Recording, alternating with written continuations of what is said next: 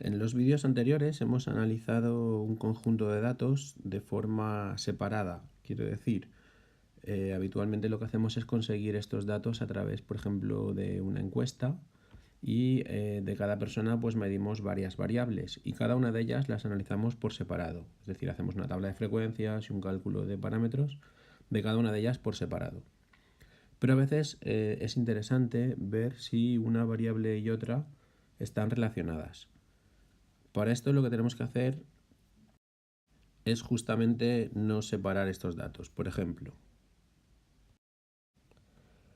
vamos a suponer que tenemos estos datos que podrían ser, por ejemplo, pues no sé, notas de exámenes de dos asignaturas más o menos afines, como por ejemplo, pues matemáticas y física, por ejemplo.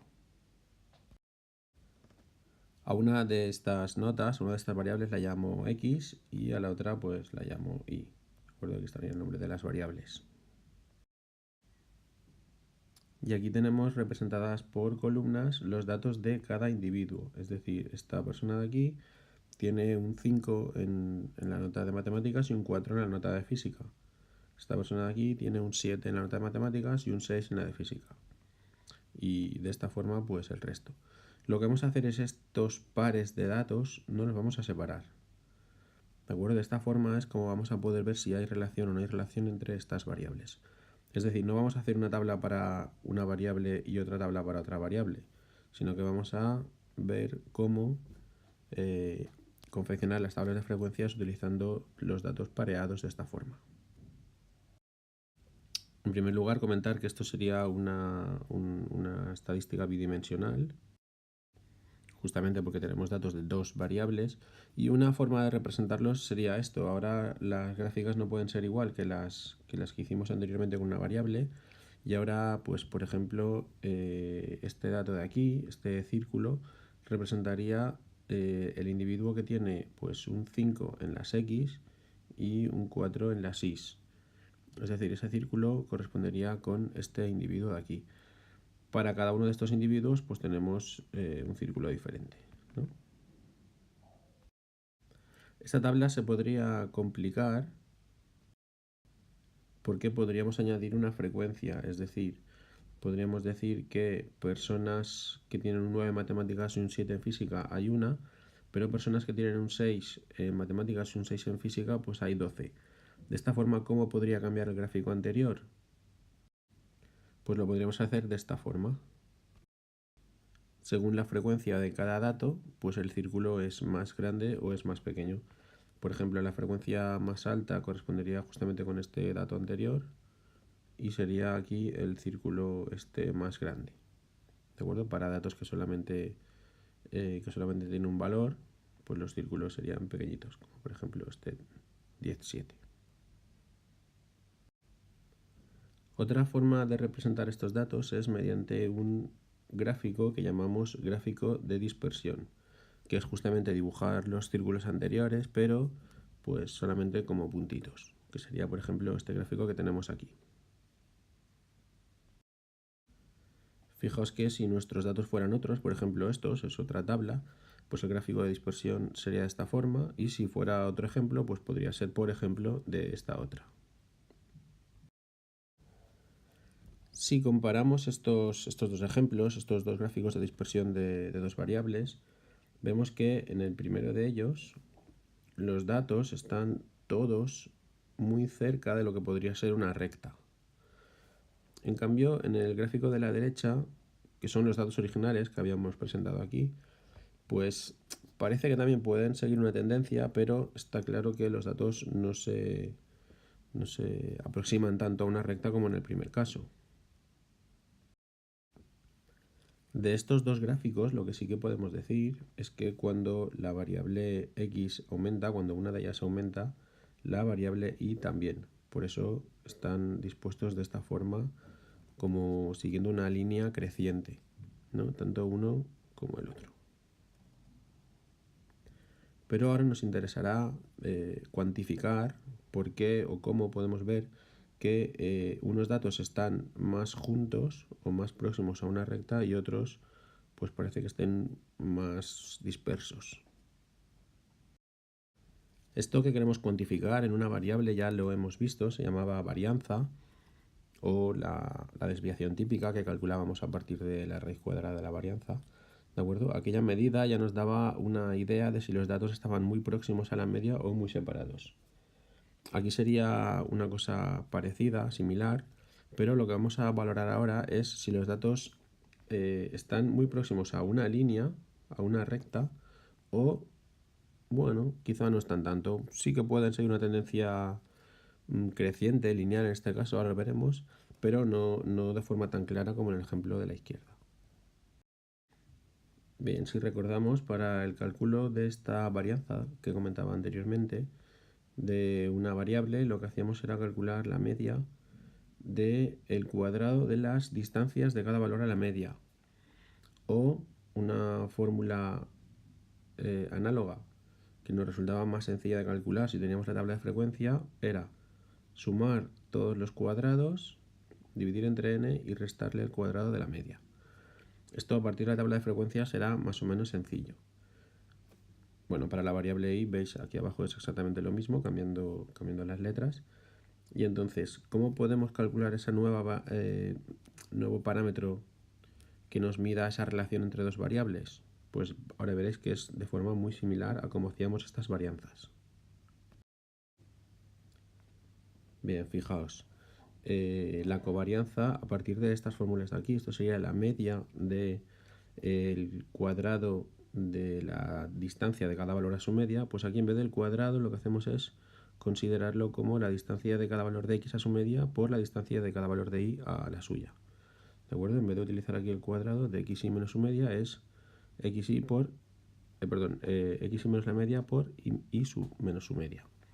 Y aquí en vez de sumar los cuadrados, dividir por n y restar la media al cuadrado, pues sería así, sería sumar el producto de x por y, dividir entre n esto igual, y en vez de restarle el cuadrado de la media, sería restarle el producto de las dos medias, de la de x y la de y. ¿Vale? Esta forma de calcularlo, esta segunda forma de calcular la covarianza, a partir de la tabla de frecuencias, vamos a ver que es inmediata. Interpretar el significado del valor de la covarianza, igual que sucedía con las varianzas, no es inmediato, pero lo que sí que nos interesa saber es que si existe una relación lineal creciente entre x e y, entonces la covarianza es positiva. Si esta relación lineal es decreciente, el valor de la covarianza pues será negativo. Si vamos al caso de nuestro ejemplo, cuyo gráfico de dispersión habíamos visto que era este, mira, tenemos aquí calculado con la hoja de cálculo la suma de todos los valores de x, la suma de todos los valores de y. Como tenemos 16 valores en total, calculamos fácilmente la media dividiendo estos valores anteriores entre 16. ¿De acuerdo? 88 entre 16 da 5,5 y 89 entre 16, 5,56. Hemos hecho una columna nueva que son los cuadrados de las x y otra columna nueva que son los cuadrados de las y. Esto nos servirá para calcular la varianza, ¿de acuerdo? Recordad que la covarianza se calculaba así. Entonces la hemos calculado dividiendo este valor, 594, que es la suma de los cuadrados, entre 16, de nuevo, que son el valor de datos que tenemos, menos la media de x, en este caso 5,5 al cuadrado. De esta forma hemos obtenido el valor de 6,88. Esa será la varianza de la x. De la misma forma calculamos la varianza de la variable y dividiendo la suma de sus cuadrados, que es 551, entre otra vez 16, que es el número de datos que tenemos, y restándole su media, en este caso 5,56 al cuadrado. Vale, pues ahora para calcular la covarianza lo que vamos a hacer es añadir una columna nueva, que es x por y, es decir, cada valor de esta columna, por ejemplo, este 12, viene de multiplicar los valores de x por y. Por eso era importante no separar estos pares, x por y. De forma que multiplicando cada uno de ellos, pues 6 por 6 nos dará 36, etc.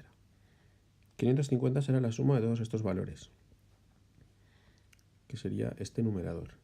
Dividimos de nuevo entre 16 porque tenemos 16 valores y le vamos a restar el producto de las medias de x y de y. Y con esto el valor que obtenemos es 3,78. Como es un valor positivo, hemos visto anteriormente la relación entre las variables x e y, en caso de existir, ahora hablaremos de esto, sería creciente cuando la variable x crece, pues la variable y también. De momento no podemos decir mucho más. ¿Es un valor alto o bajo? Pues bueno. En cuanto a covarianza no vamos a analizar más. Eso sí, comentar que igual que la varianza de cada variable tenía unas unidades raras, porque la varianza de las unidades son el cuadrado de las unidades de la variable, en este caso por ejemplo sería nota al cuadrado, la covarianza de la x o de la y, pues con la covarianza sucede algo parecido, y es que las unidades de la covarianza es el producto de las unidades de la x y de la y. En este caso, por ejemplo, también saldría nota cuadrado, pero, por ejemplo, un estudio muy habitual sería en el que la y sea la altura, por ejemplo, en metros, y la y sea el peso, por ejemplo, en kilos.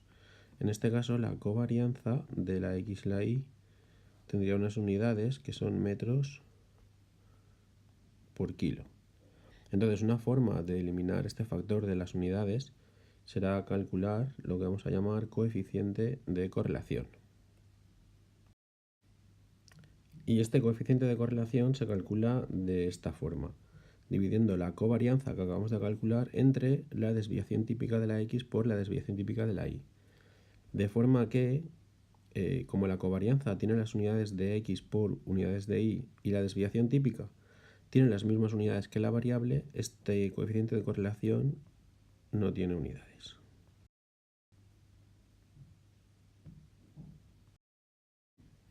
Bien, ¿cómo interpretamos este valor R, este coeficiente de correlación? Pues lo más importante es conocer que este coeficiente toma valores solamente entre -1 y 1. Y que cuanto más cerca esté de -1 o de 1, significa que mejor podemos aproximar esta relación entre las dos variables mediante una recta, una relación lineal. Si el coeficiente es exactamente 1 o es exactamente -1, significa que la relación es funcional, que no es una relación estadística, ¿de acuerdo? Es decir, cuando dibujemos el diagrama de dispersión estarían exactamente todos los puntos exactamente sobre una recta. Esto se ve muy sencillo en estos ejemplos, en los ejemplos anteriores, en los que en el ejemplo de la izquierda habíamos dicho que todos estos datos están muy próximos a una recta. Quizá falla este punto de aquí, pero el resto están muy próximos a una recta. Y fijaos que aquí el coeficiente de correlación 0,96. Repito que si fuera 1 estarían todos exactamente encima de la recta, que no es el caso, porque veis que aquí sí que se puede aproximar a una recta, pero no están todos encima de esta recta. En el otro ejemplo, en el que habíamos puesto inicialmente, también parece que haya cierta tendencia lineal aquí, pero fijaos, el coeficiente de correlación ahora es 0,77, que está bastante más alejado de 1 que el anterior. En ambos casos son coeficientes positivos, con lo cual la relación entre las variables pues vemos que es creciente. Bien, hemos dicho que cuanto más se aproxima este coeficiente a -1 o a 1, más relación lineal podemos decir que existe entre estas variables, es decir, más se pueden aproximar a la recta. Pero en cambio, que la correlación entre estos valores sea 0 o cercana a 0 no significa que no haya relación entre ellas. Por ejemplo, para este gráfico de dispersión, creo que no podríamos decir que no hay relación entre las variables, porque la relación parece que es claramente cuadrática, una parábola. En cambio, si calculamos el coeficiente de correlación, tenemos un valor de 0,4. ¿Por qué sucede esto si la relación parece tan buena? Pues porque, como ya hemos comentado, la correlación solamente nos mide la relación lineal, y esta relación no sería lineal, sería cuadrática.